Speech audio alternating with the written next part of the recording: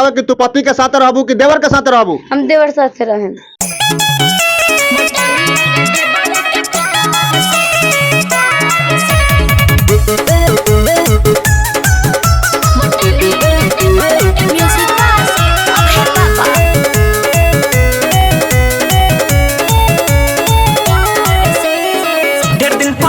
ससुरार से फूला लला गई छौ देह गई कुमार से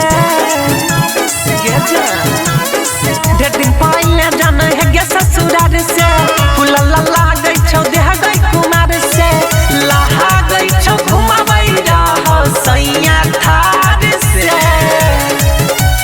ऐसन बात नहीं छे मजनुआ रे यो करा फार से और बात से ने भतार से मुटले रे देवर के प्यार से और बात से ने भतार से मुटले रे देवर के प्यार से और बात से ने भतार से।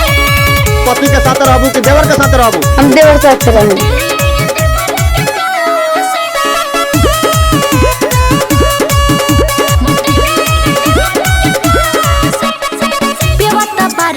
रहे परदेश रे देवरे से काम सब होई छे विशेष रे। अच्छा सुन भतर के बाद याद याद केने कइलो ही कौन मजा ऐसन देवरे में पइलो ही लाहगो चोट मारने छाई मोट हथियार से कोई दै छे खुश मनो एके पड़ार से और बात से ने भतार से मुटले रे देवर के प्यार से और बात से ने भतार से मुटले रे देवर के प्यार से और बात से ने भतार से